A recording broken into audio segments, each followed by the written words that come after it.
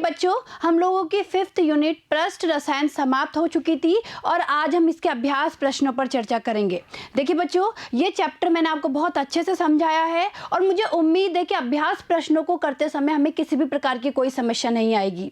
और मैंने आपको पहले भी कहा था कि ये चैप्टर थ्योरेटिकल है और इसमें थ्योरेटिकल क्वेश्चन ही आते हैं जिनके आपको सीधे सीधे आंसर लिख के आने हैं और आपको मार्क्स मिल जाते हैं। तो देखिए बच्चों, ध्यान दीजिएगा, हम स्टार्ट करते हैं इनके अभ्यास प्रश्न। सबसे पहले हम बात करते हैं प्रश्न नंबर 1 की। देखिए बच्चों, ध्यान दीजिएगा, अधिशोषण एवं अवशोषण शब्दों के यानी पदों के तात्पर्य में विभेद कीजिए और प्रत्येक का एक उदाहरण दीजिए। देखिए बच्चों, प्रश्न क्या है कि अधिशोषण और जो अवशोषण है उन शब्दों के जो तात्पर्य है उनमें हमें विभेद करना है और दोनों का एक एक उदाहरण देना है। देखिए बच्चों, कैसे करेंगे? सबसे पहले हम बताएंगे अधिशोषण के बारे में कि अधिशोषण क्या होता है और फिर हम बताएंगे अवशोषण के बारे में। देखिए बच्चों, ये मैंने आपको बहुत अच्छे से समझाया है कि अधिशोषण क्या होता है, अवशोषण क्या होता है, लेकिन एक बार हम नजर डाल लेते हैं कि हमें परीक्षा में इस आंसर को कैसे लिख के आना है। देखिए, जब किसी ठोस पदार्थ को द्रव या गैस के संपर्क में रखा जाता है तो ठोस की सतह पर द्रव या गैस स्थूल की अपेक्षा अधिक संचित हो जाती है। यह प्रक्रिया अधिशोषण कहलाती है। मैंने आपको समझाया अधिशोषण क्या होता है कि पृष्ठ सतह पर किसी दूसरी वस्तु का आके इकट्ठा हो जाना, या ये कह सकते हैं कि किसी भी एक पदार्थ की सतह पर दूसरी पदार्थ का संचित हो जाना अधिशोषण कहलाता है। क्लियर है? इस तरीके से आप डायग्राम बना के आएंगे कि ये तो क्या हो गया, ये तो अधिशोषक है और अधिशोषक की सतह पर जो पदार्थ आके संचित हो रहा है उसे बोलते हैं अधिशोष्य। क्लियर है? अब देखिए, अब हम बताएंगे कि अवशोषण क्या होता है। देखिए, जबकि अवशोषण की प्रक्रिया में एक पदार्थ के अणु दूसरे संपूर्ण पदार्थ में समान रूप से वितरित हो जाते हैं। भाई क्या होता है अवशोषण में? समान रूप से वितरित हो जाते हैं, अर्थात अधिशोष्य के कण अधिशोषक के अंदर चले जाते हैं और यह प्रक्रिया अवशोषण कहलाती है। क्लियर है? अब उदाहरण देखिए, दोनों के उदाहरण दे देंगे। देखिए, सिलिका जेल। देखिए बच्चों, सिलिका जेल के द्वारा तो जल का क्या होता है? अधिशोषण होता है, जबकि स्पंज के द्वारा अवशोषण होता है। तो इस तरीके से आप आंसर लिख के आएंगे। आप बताएंगे अधिशोषण क्या होता है, अवशोषण क्या होता है, दोनों के उदाहरण। बढ़े आगे, चलिए भाई।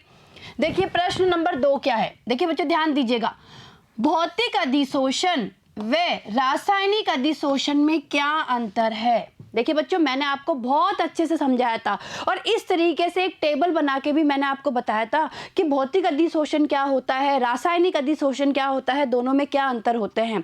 तो इसी तरीके से आप परीक्षा में इसका आंसर लिख के आएंगे। एक तरफ आप भौतिक अधिशोषण के बारे में बताएंगे और एक तरफ बताएंगे रासायनिक अधिशोषण के बारे में। तो ये आपको पढ़ाया हुआ है, लेकिन एक बार हम और पढ़ लेते हैं कि किस तरीके से परीक्षा में लिखेंगे। देखिए, इधर हम लोगों ने ले लिया भौतिक अधिशोषण और यहाँ हम लोगों ने ले लिया रासायनिक अधिशोषण, जिसे रसोवशोषण भी कहते हैं। क्लियर है? अब देखिए, एक एक पॉइंट हमें कैसे लिखना है। पहला पॉइंट देखिए, यह वॉन डेर वाल बलों के कारण उत्पन्न होता है, जबकि इसमें क्या आएगा रासायनिक अधिशोषण में?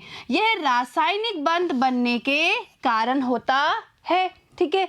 दूसरा पॉइंट देखिए, यह प्रकृति में विशिष्ट नहीं होता है और इसके लिए हम लोग क्या लिखेंगे रासायनिक अधिशोषण के लिए? यह प्रकृति में अति विशिष्ट होता है। क्लियर है? तीसरा देखिए, यह प्रकृति में उत्क्रमणीय है, यह अनुत्क्रमणीय है। चौथा पॉइंट देखिए, यह गैस की प्रकृति पर निर्भर करता है, अधिक आसानी से द्रवणीय गैसें सहजता से अधिशोषित होती है। और इसका फोर्थ पॉइंट देखिए, यह भी गैस की प्रकृति पर निर्भर करता है, वे गैसें जो अधिशोषक से क्रिया करती है। देखिए बच्चों, ध्यान दीजिएगा, वे गैसें जो अधिशोषक से क्रिया करती है वही रसोवशोषण दर्शाती है। ठीक है। अगला पॉइंट देखिए, इसमें अधिशोषण की एंथैल्पी कितनी होती है? कम होती है और उसका मान होता है 20 से 40 किलो जूल मोल इनवर्स। ठीक है। जबकि रासायनिक अधिशोषण की बात करें तो इसमें अधिशोषण की एंथैल्पी का मान बहुत ज़्यादा होता है और कितनी होती है? 80 से लेके 240 किलो जूल मोल इनवर्स। यानी ये कैसी होती है? अधिशोषण की एंथैल्पी उच्च होती है। क्लियर है? ये इनके अंतर है। आगे देखिए, आगे देखिए छठा पॉइंट क्या है, अधिशोषण के लिए, यानी भौतिक अधिशोषण की बात कर रहे हैं हम इधर। अधिशोषण के लिए निम्न ताप सहायक होता है और यह ताप बढ़ने पर क्या होता है, घटता है। यानी हम बात कर रहे हैं भौतिक अधिशोषण की, कि भौतिक अधिशोषण के लिए निम्न ताप सहायक है। जैसे ही ताप बढ़ता है ये क्या होने लग जाता है, घटने लग जाता है। जबकि रासायनिक अधिशोषण के लिए देखिए बच्चों, अधिशोषण के लिए उच्च ताप सहायक होता है, यह ताप बढ़ने पर बढ़ता है। आगे देखिए सातवां पॉइंट, इसमें कम सक्रियण ऊर्जा की आवश्यकता होती है। इसमें देखिए, इसमें तुलनात्मक रूप से उच्च सक्रियण ऊर्जा की आवश्यकता होती है। आठवां पॉइंट देखिए भौतिक अधिशोषण का, उच्च दाब पर अधिशोषक के पृष्ठ पर यह बहुअणुक परतों के रूप में जमा होता है। यानी भौतिक अधिशोषण कैसे होता है, बहुअणुक परतों के रूप में होता है। जबकि रासायनिक अधिशोषण में देखिए यह एकल अणुक परत के रूप में होता है। क्लियर है? तो देखिए ये अंतर आपको पढ़ाया हुआ है। तो इसी तरीके से हम परीक्षा में अंतर लिख के आएंगे। देखिए बच्चों, ये प्रश्न परीक्षा में पूछा भी जाता है कि भौतिक अधिशोषण व रासायनिक अधिशोषण में क्या अंतर है। तो देखिए आपको सेम इसी तरीके से लिख के आना है, एक तरफ भौतिक अधिशोषण, एक तरफ रासायनिक अधिशोषण, और इन दोनों के बीच में जो भी 6-7 डिफरेंस या जो 6-7 अंतर आप लोगों को पता है वो आप लोग लिख के आएंगे। ठीक है, चले अगले प्रश्न की ओर। लीजिए भाई, प्रश्न नंबर 3 क्या है, कारण बताइए कि सूक्ष्म विभाजित पदार्थ अधिक प्रभावी अधिशोषक क्यों होता है। देखिए बच्चों, ये मैंने आपको बहुत अच्छे से समझाया है। भाई ये पूछ रहा है कि सूक्ष्म विभाजित पदार्थ प्रभावी अधिशोषक क्यों होता है। तो सीधा सीधा आंसर ये है कि जैसे ही कोई पदार्थ सूक्ष्म विभाजित किया जाता है उसके पृष्ठ सतह का क्षेत्रफल क्या हो जाता है, बढ़ जाता है। और हमें पता है कि जो अधिशोषण होता है वो एक पृष्ठीय परिघटना होती है। जितना ज्यादा पृष्ठ का क्षेत्रफल होगा उतना ही ज्यादा अधिशोषण होगा। ठीक है, तो देखिए आंसर क्या लिख के आएंगे हम लोग। देखिए बच्चों, सूक्ष्म विभाजित पदार्थ या अधिशोषक की अधिशोषण क्षमता अधिक होती है। इसके मुख्य कारण निम्न है। देखिए बच्चों, हम इस तरीके से इसके कारण लिख के आएंगे। पहला कारण देखिए भाई, पहला कारण क्या है कि सूक्ष्म विभाजित जो पदार्थ होता है उसकी अधिशोषण क्षमता ज्यादा होती है। तो देखिए, पृष्ठ क्षेत्रफल बढ़ने के कारण अधिशोषित कणों के अधिशोषण की संभावना बढ़ जाती है। भाई मैंने बताया आपको कि जैसे जैसे पृष्ठीय क्षेत्रफल बढ़ेगा वैसे वैसे अधिशोषण भी क्या होगा, बढ़ेगा। आगे देखिए दूसरा क्या है, सक्रिय केंद्रों की संख्या बढ़ने के कारण अधिशोषण क्षमता बढ़ जाती है। तो देखिए बच्चों, क्या क्या होता है भाई, एक तो पृष्ठ क्षेत्रफल बढ़ जाता है और साथ ही साथ सक्रिय केंद्रों की संख्या भी बढ़ जाती है, जिससे प्रभावी अधिशोषण होता है। आया समझ में? चलिए नेक्स्ट क्या है, प्रश्न नंबर 4 देखिए बच्चों, किसी ठोस पर गैस के अधिशोषण को प्रभावित करने वाले कारक कौन से हैं। देखिए वापस देखिए प्रश्न को, ये पूछ रहा है कि किसी भी ठोस पर गैस के अधिशोषण को, ठोस पर गैस का अधिशोषण हो रहा है, उसको प्रभावित करने वाले कारक हमें बताने हैं। तो देखिए हम सीधा सीधा कारक बता देंगे इसमें। देखिए उत्तर क्या है इसका, ये कारक निम्न है। देखिए कौन कौन से कारक है। पहला देखिए, अधिशोषण की प्रकृति, किस प्रकार का वहां अधिशोषण हो रहा है, अधिशोषण की प्रकृति। दूसरा, अधिशोषक की प्रकृति। तीसरा, अधिशोषक का पृष्ठीय क्षेत्रफल। चौथा, अधिशोषक का सक्रियण। पांचवा, ताप का प्रभाव। और छठा है दाब का प्रभाव। तो देखिए बच्चों, ये सारे वो कारक हैं जो कि किसी भी ठोस सतह पर गैस के अधिशोषण को प्रभावित करते हैं। ठीक है, चलिए आगे प्रश्न नंबर 5 देखिए बच्चों, अधिशोषण समतापी वक्र क्या है। फ्राइडलिक अधिशोषण समतापी वक्र का वर्णन कीजिए। देखिए बच्चों, मैंने आपको ये बहुत अच्छे से समझाया था कि अधिशोषण समतापी क्या होता है, और साथ ही साथ हम लोगों ने जो फ्राइडलिक अधिशोषण समतापी वक्र है उसका भी हमने क्या किया था, अध्ययन किया था। तो हमें उसके बारे में ही यहाँ पे लिखना है। तो देखिए नजर डालते हैं कि क्या लिख के आएंगे हम परीक्षा में। देखिए आंसर क्या है, अधिशोषण समतापी एक निश्चित ताप पर अधिशोषित मात्रा, यानी गैस की जो अधिशोषित मात्रा है वे दाब के मध्य संबंध को व्यक्त करता है। तो देखिए बच्चों, सबसे पहले हम इसमें बताएंगे कि अधिशोषण समतापी वक्र क्या है। सबसे पहले हम इसके बारे में बताएंगे कि अधिशोषण समतापी है क्या, और साथ ही साथ बताएंगे अधिशोषण समतापी वक्र होता क्या है। तो देखिए, सबसे पहले हमने इसके बारे में बता दिया कि अधिशोषण समतापी एक निश्चित ताप पर अधिशोषित मात्रा, यानी जो गैस की अधिशोषित मात्रा है वह दाब के मध्य संबंध को क्या करता है, व्यक्त करता है। अब हम बताएंगे कि फ्रैनलिक अधिशोषण समतापी वक्र क्या है, मतलब इसका पूरा वर्णन करेंगे। तो देखिए क्या लिख के आएंगे, देखिए हेडिंग डालेंगे पहले फ्रायनलिक समतापी वक्र, अब इसके बारे में लिखेंगे। देखिए बच्चों, फ्रायनलिक ने 1909 में ठोस अधिशोषक के इकाई द्रव्यमान द्वारा एक निश्चित ताप पर अधिशोषित गैस की मात्रा एवं दाब के मध्य एक संबंध दिया। अधिशोषण समतापी वक्रों का गणितीय रूप निम्न प्रकार का होता है। तो देखिए, जो फ्रायनलिक ने जो संबंध दिया वो संबंध देखिए क्या है, देखिए ये संबंध है।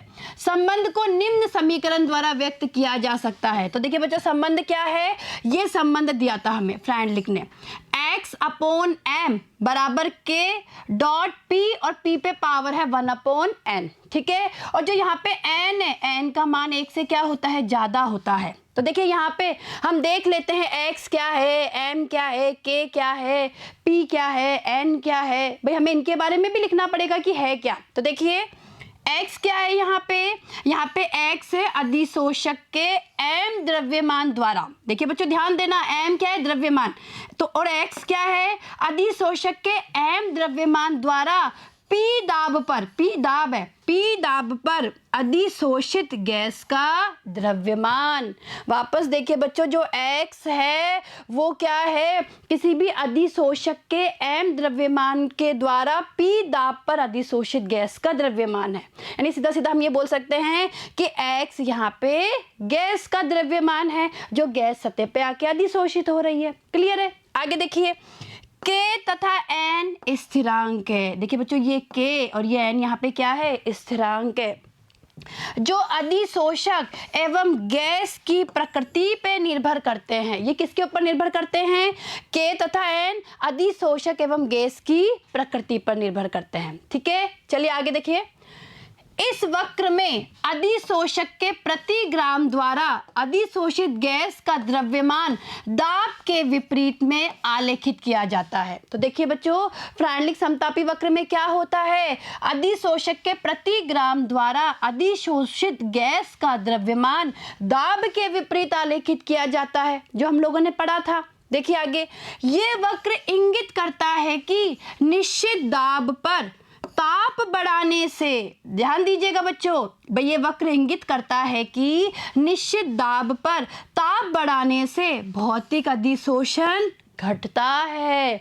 और देखिए, जो ये समीकरण 1 थी, देखिए वापस ध्यान दीजिएगा, ये जो समीकरण है, इस समीकरण को समीकरण 1 हमने नाम दिया है। तो देखिए, ये जो समीकरण 1 है इसका लघु गुणक लेंगे। तो देखिए लघु गुणक लेने पे ये आएगा, लघु गुणक लेने पे ये समीकरण आएगा, log x/m बराबर log k plus 1/n log p।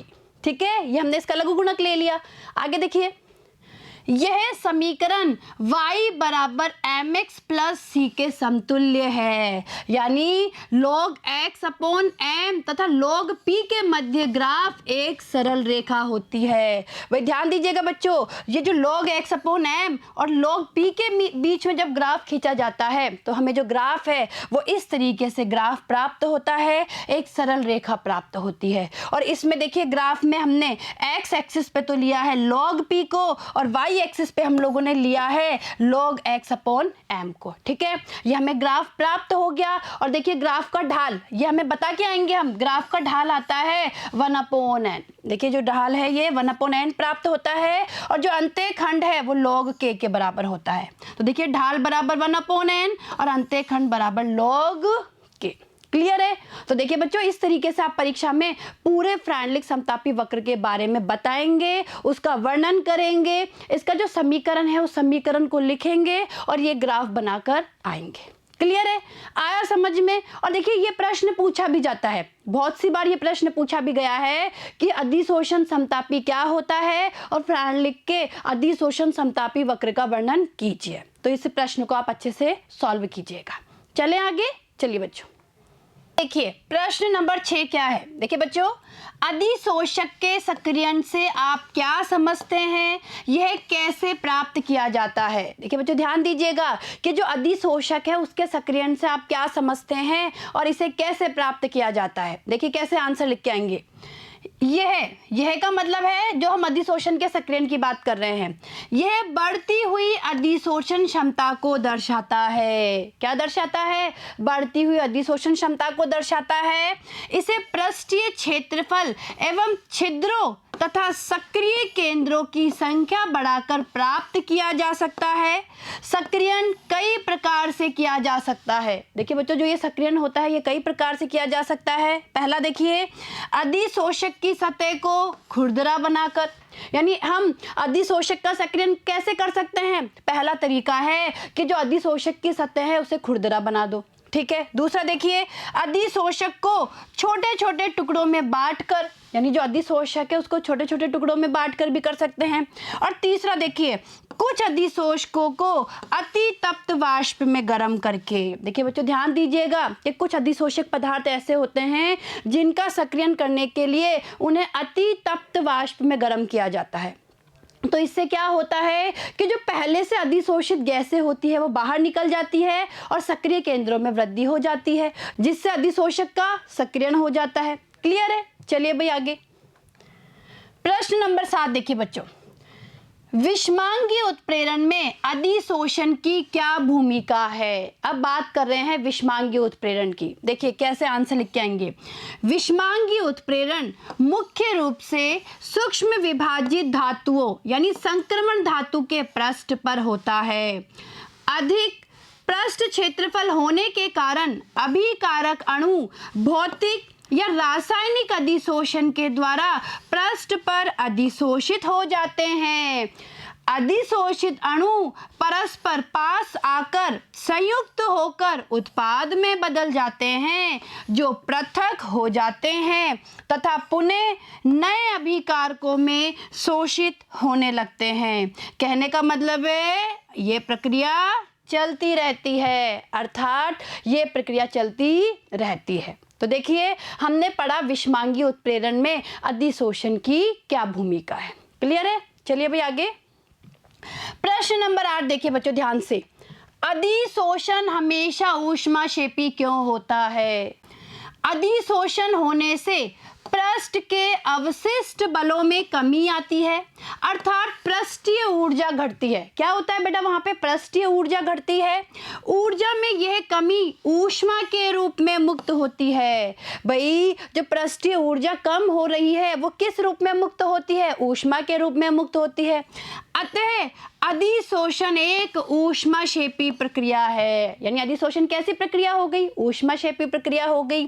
और इस प्रक्रम में डेल एच का मान नेगेटिव यानी ऋणात्मक होता है। तो देखिए बच्चों, ये प्रश्न अगर पूछा जाता है तो आप इस तरीके से पूरा इसको लिख के आएंगे कि भाई क्या होता है, अधिशोषण होने पर जो पृष्ठ पर उपस्थित अवशिष्ट बल है उन बलों में कमी आएगी। बलों में कमी के साथ साथ पृष्ठीय ऊर्जा भी कम होगी। और जो पृष्ठीय ऊर्जा में जो कमी है वो किस रूप में होती है? ऊष्मा के रूप में। यानी ये ऊर्जा ऊष्मा के रूप में बाहर निकलती है और जिससे डेल एच का मान क्या हो जाता है? नेगेटिव हो जाता है। तो हम ये कह सकते हैं कि जो अधिशोषण है वो ऊष्माक्षेपी प्रक्रिया होती है। चलें आगे। चलिए भाई प्रश्न नंबर 9 देखिए, कोलाइडी विलयनों को परिक्षिप्त प्रावस्था एवं परिक्षेपण माध्यम की भौतिक अवस्थाओं के आधार पर कैसे वर्गीकृत किया जाता है? देखिए बच्चों, जब हम लोगों ने कोलाइडी विलयनों का वर्गीकरण पढ़ा था तो उसमें से एक वर्गीकरण हमने भौतिक अवस्था के आधार पर भी पढ़ा था।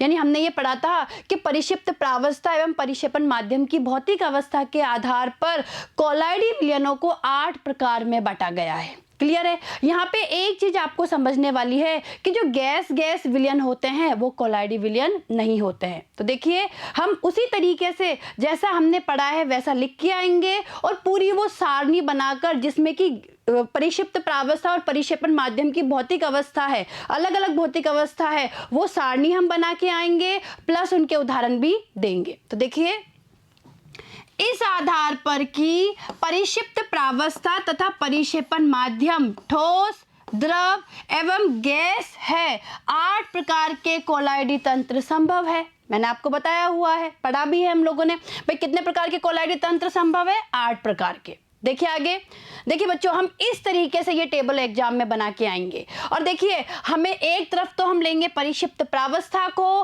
परिक्षेपण माध्यम को, और हमें ये पता होना चाहिए कि किस प्रकार का कोलाइड है। ठीक है, ये मैंने आपको समझाया हुआ है ये किस प्रकार का कोलाइड है, और साथ ही साथ हम इनके कुछ उदाहरण लिख के आएंगे। भाई आपको जितने भी 1 या 2 उदाहरण याद है उनसे संबंधित, तो वो आप इसमें लिख के आएंगे।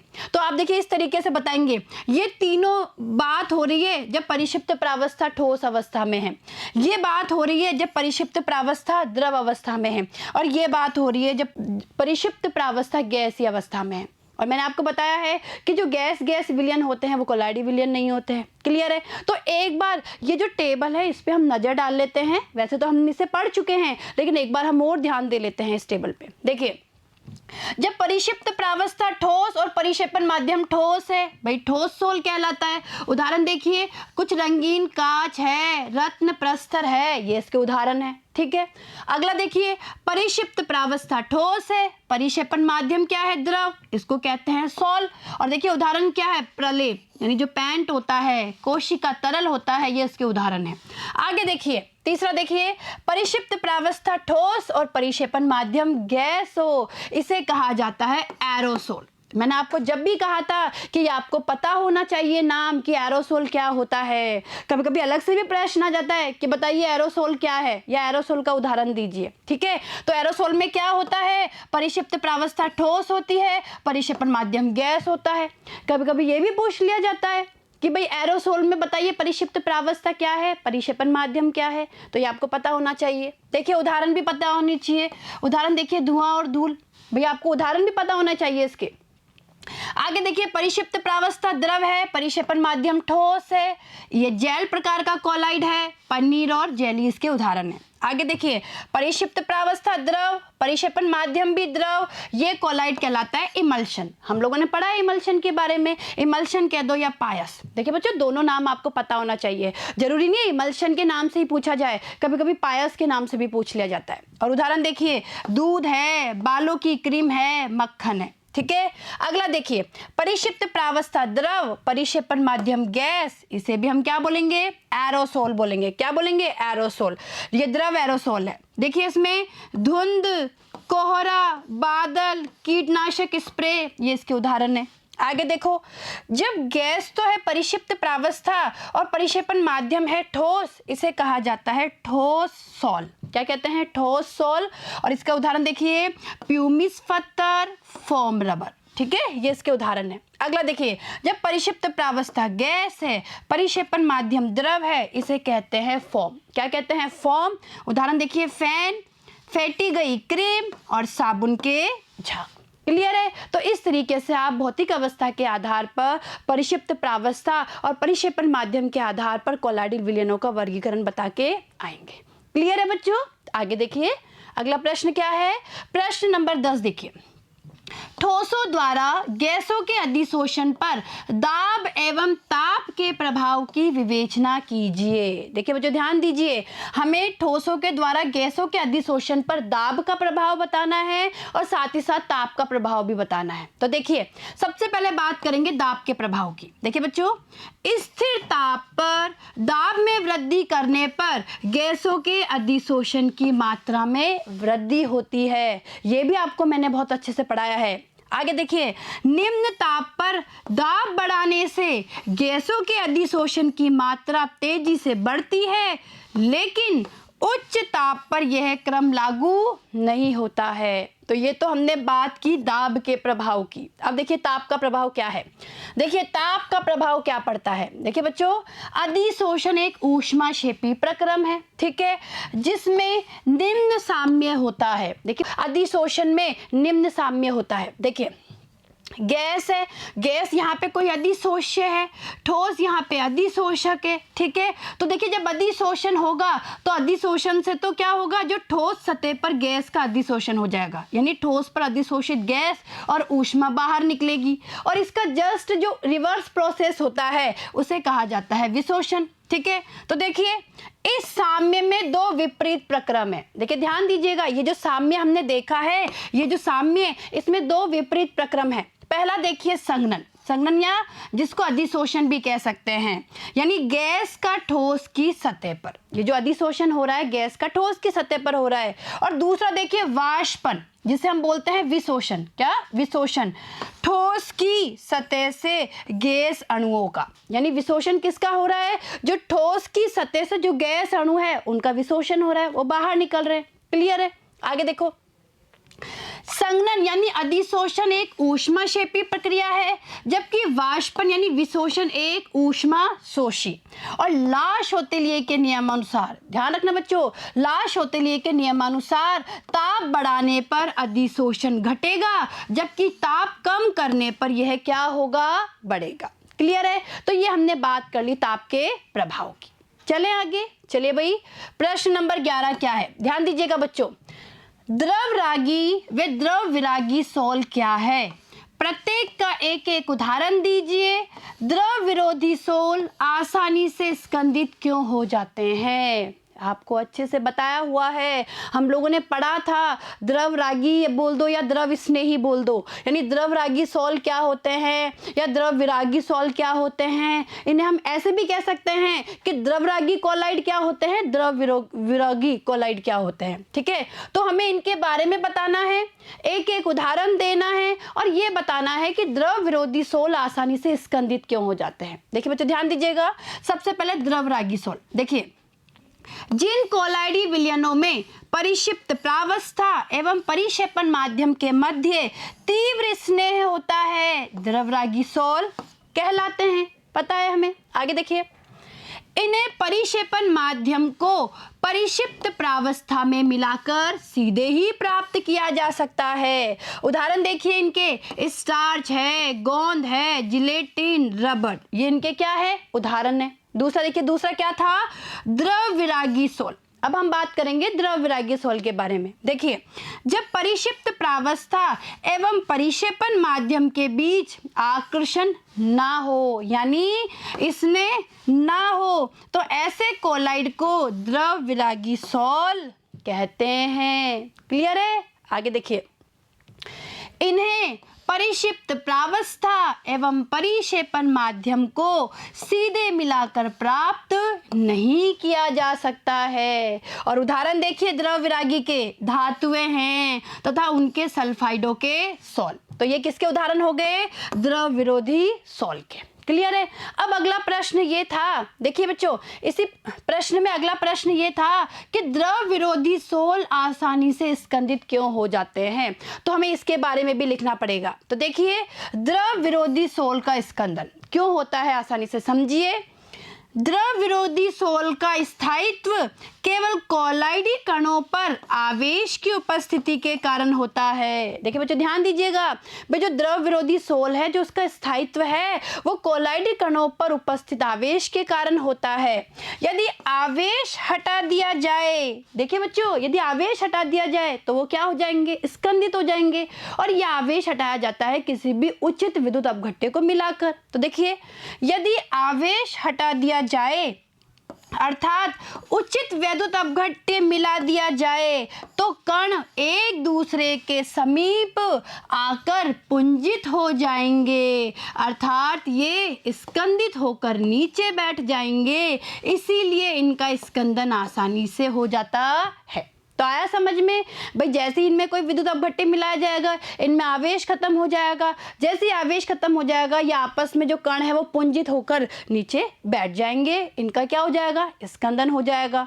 इसीलिए द्रव विरोधी जो सोल होते हैं या जो द्रव विरोधी कोलाइड होते हैं उनका स्कंदन करना बहुत ही क्या होता है, आसान होता है।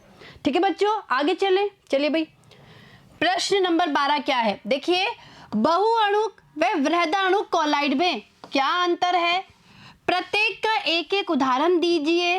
सहचारी कोलाइड इन दोनों प्रकार के कोलाइडों से किस प्रकार भिन्न है। देखिए बच्चों, ये हम लोगों ने पढ़ा है कि बहुअणुक कोलाइड क्या होते हैं और वृहदाणुक कोलाइड क्या होते हैं। तो यहाँ पे सबसे पहले तो हम इसके अंतर के बारे में बताएंगे कि इन दोनों में क्या अंतर है, बहुअणुक और वृहदाणुक कोलाइड में क्या अंतर है उसके बारे में बताएंगे।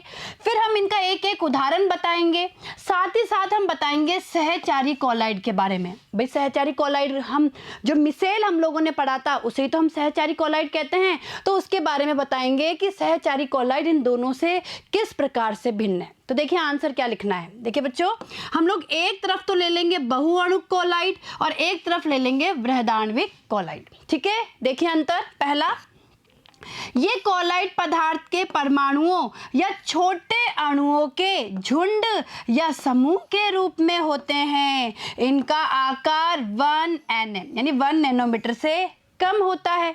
इनका देखिए वृहदाणु कोलाइड का, इन विलयनों में कोलाइडी कणों के रूप में बड़े बड़े वृहदाणु होते हैं। बड़ा आकार होने के कारण ये अणु ही कोलाइडी कण के परिमाण यानी 1 नैनोमीटर से 1000 नैनोमीटर के हो जाते हैं, यानी 1 नैनोमीटर से 1000 नैनोमीटर के हो जाते हैं और विलायकों में वितरित हो जाते हैं। क्लियर है, पहला अंतर हो गया। दूसरा देखिए, इन समूहों में परमाणु अथवा अणु परस्पर वॉन्डरवॉल्स बलों द्वारा बंधे रहते हैं। देखिए बच्चों ध्यान दीजिएगा, भाई इन समूहों में क्या होता है, जो परमाणु अथवा अणु होते हैं वो परस्पर वॉन्डरवॉल द्वारा बंधे होते हैं। और ये हम लोग किसकी बात कर रहे हैं, हम लोग बात कर रहे हैं बहुअणुक कोलाइड की। ठीक है, कि बहुअणुक कोलाइड में क्या होता है। वृहदाण्विक में देखिए क्या होता है, ये विलयन अधिक स्थायी होते हैं, इनमें शुद्ध अणुओं का परिक्षेपण होता है, अतः ये यथार्थ विलयन के समान होते हैं। ठीक है, तो हमने दोनों के बीच में अंतर बता दिया। अब हम इनके उदाहरण बताएंगे। देखिए उदाहरण क्या है, वृहदाणु के गोल्ड सोल में कोलाइडी कण गोल्ड परमाणुओं का समूह होते हैं, ये इसके उदाहरण हो गए। और वृहदाण्विक में देखिए, वृहदाण्विक कोलाइड का उदाहरण क्या है, स्टार्च है, सेल्यूलोज है, प्रोटीन है। क्लियर है, तो देखिए हम लोगों ने क्या किया, इनका अंतर भी बता दिया, भाई दोनों में क्या अंतर है ये भी हमने बता दिया, इनके उदाहरण भी बता दिए। अब हम बताएंगे कि सहचारी कोलाइड इनसे किस प्रकार भिन्न है। तो देखिए आगे क्या आंसर होगा, सहचारी कोलाइड मिसेल कहलाते हैं। देखिए बच्चों, सहचारी कोलाइड क्या होते हैं, मिसेल, जो मुख्य रूप से वैद्युत अपघट्य होते हैं। क्या होते हैं ये, वैद्युत अपघट्य होते हैं। ये कम सांद्रणों पर आयन होते हैं, परंतु क्रांतिक मिसेल सांद्रण पर, जो हमने CMC, भाई क्रांतिक मिसेल जो सांद्रता है उसको हम CMC कहते हैं ना, तो क्रांतिक मिसेल सांद्रण तथा क्राफ्ट ताप पर ये संयुक्त होकर कोलाइड विलयन बना लेते हैं। क्लियर है, और इसका उदाहरण क्या हो गया, साबुन, यानी साबुन एक तरीके का क्या है, मिसेल है, या इसे हम सहचारी कोलाइड भी कह सकते हैं। क्लियर है, तो देखिए बच्चों, जो ये प्रश्न है ये बहुत इंपॉर्टेंट प्रश्न है और कभी कभी पूछ लिया जाता है कि बहुअणुक और वृहदाणुक कोलाइड में क्या अंतर है और इनका अंतर बताइए। तो ये अच्छे से आप इस प्रश्न को पढ़ेंगे। क्लियर है, तो देखिए बच्चों, आज हम लोगों ने प्रश्न 12 तक जो अभ्यास प्रश्न है वो सॉल्व कर लिए हैं और इसके आगे के जो प्रश्न हैं उनके बारे में हम हमारे नेक्स्ट वीडियो में चर्चा करेंगे। ठीक है, धन्यवाद।